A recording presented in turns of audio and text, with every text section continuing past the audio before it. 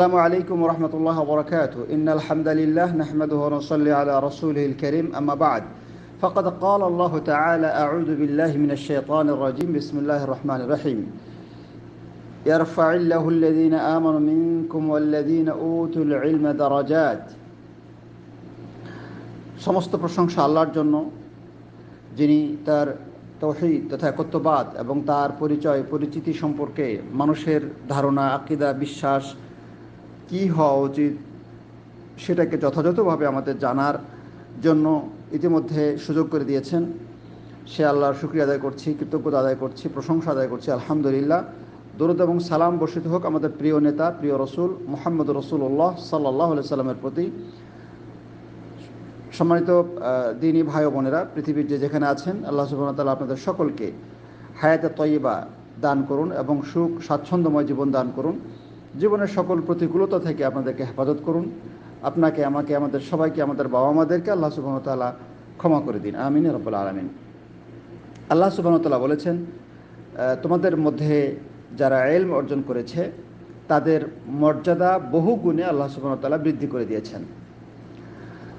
আল্লাহর কাছে মর্যাদা পাওয়ার জন্য অনেকগুলো পথ আছে। তার মধ্যে সবথেকে গুরুত্বপূর্ণ যে পথ, সেটি হলো ইলম অর্জন করা, বিদ্যা অর্জন করা। এটার মাধ্যমে আল্লাহ সুবহানাহু ওয়া তাআলা মানুষের মর্যাদা বৃদ্ধি করেন। আল্লাহ সুবহানাহু ওয়া তাআলার কাছে ইলমের গুরুত্ব কতটুকু, যে রাসূলুল্লাহ সাল্লাল্লাহু আলাইহি সাল্লাম বলেছেন, তালাবুল ইলমি ফরিয়দা আলা কুল্লি মুসলিম। ইলম অর্জন করা ফরজ প্রত্যেকটি নরনারীর উপরে। সুতরাং আপনার আমার জন্য, সকলের জন্যই ইলম অর্জন করা, বিদ্যা অর্জন করা ফরজ। কোনটা? যেই বিদ্যায় আল্লাহকে চেনা যাবে, আল্লাহকে জানা যাবে, যে বিদ্যায় দ্বীনকে জানা যাবে, বোঝা যাবে, যে বিদ্যায় আখিরাতের জন্য, কবরের জন্য, মৃত্যুর জন্য নিজেকে প্রস্তুত করা যাবে, সেই বিদ্যা অর্জন করা আপনার আমার জন্য ফরজ। এটা এতটা ফরজ যে আমাদের সালাফে সালেহিনগণ সব কিছুর আগে, মানে এমনকি ইমান, আমল, নেক আমল যত আছে, তাহাজ্জুদ, সালাত, যাকাত, হাজ, সব আমলের আগে এই বিদ্যা অর্জন করতে, ইলম অর্জন করতে তারা উৎসাহিত করতেন। ইমাম বুখারী রাহিমাহুল্লাহ, তার একটা খুব প্রসিদ্ধ উক্তি রয়েছে, যেটি সেই বুখারীর মধ্যে তিনি উল্লেখ করেছেন। সেটি হলো বাবুল ইলমি ক্বাবলাল কওলি ওয়াল আমাল। তার মানে কোনো কিছু বলতে গেলে আগে ইলম থাকতে হবে, ইলম অর্জন করতে হবে, মানে জানতে হবে। কোনো কিছু আমল করতে গেলে আগে ইলম অর্জন করতে হবে, আগে জানতে হবে। না জেনে কোনো কথা নয়, না জেনে কোনো আমল নয়। যে কোনো কথা বলতে গেলে, বক্তব্য দিতে গেলে, লেকচার দিতে গেলে, দাওয়াত ও তাবলীগের কাজ করতে গেলে আগে জানতে হবে যে কোনো আমল, তাহাজ্জুদ, সালাত, সিয়াম, হাজ, যাকাত, ওমরা, দান, খেরাত, যা কিছু করি না কেন আগে জানতে হবে। না জেনে আমল করা, এর মধ্যে অনেক ভুলভ্রান্তি রয়েছে, অনেক সমস্যা রয়েছে। এই জন্য আগে জানতে হবে আমাদেরকে।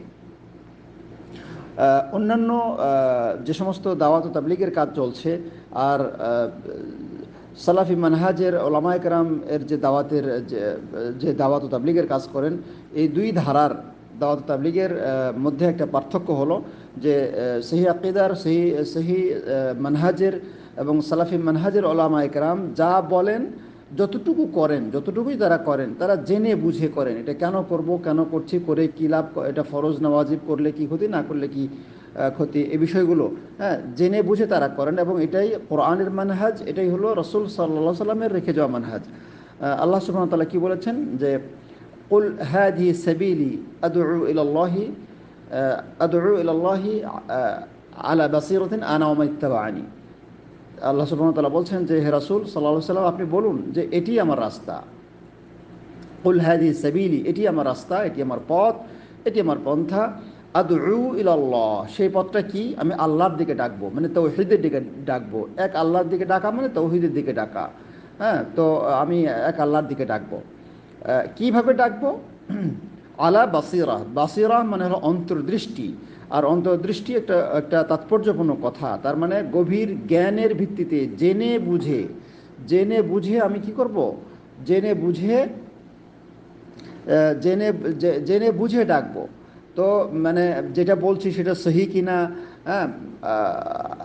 এটা ঠিক কিনা, নাকি শুনে বলছি, কোরআন এবং হাদিসে কোথাও আছে কিনা, নাকি আমি কোথাও জটি বইয়ে পেয়েছি আর কারো কাছে শুনেছি দেখে প্রচার করে দিলাম, না, এটা চলবে না। বরং জেনে বুঝে ইলম অর্জন করে, হ্যাঁ, জাগ্রত জ্ঞানের ভিত্তিতে, হ্যাঁ, অন্তর্দৃষ্টির ভিত্তিতে আমাকে প্রচার এবং প্রসার করতে হবে এবং ঈমান এবং আমল করতে হবে। কেউ যদি মানে স্টাডি না করে, কোরআন এবং সুন্নাহর কাছে না যায়, বরং শুনে শুনে কোনো একটা কথা প্রচার করে দেয়, তাহলে তার সম্পর্কে রাসূল সাল্লাল্লাহু আলাইহি ওয়াসাল্লাম বলেছেন যে কাফা বিল মারই কাযিবান আন ইউহাদ্দিসা বিকুল্লি মা সামিআ।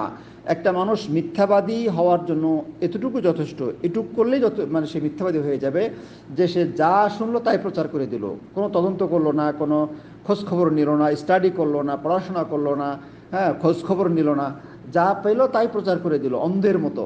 তাহলে এই ব্যক্তি মিথ্যা হওয়ার জন্য যথেষ্ট, মানে এই লোক মিথ্যাবাদী আর কি। তো এই জন্য আমাদেরকে কী করতে হবে?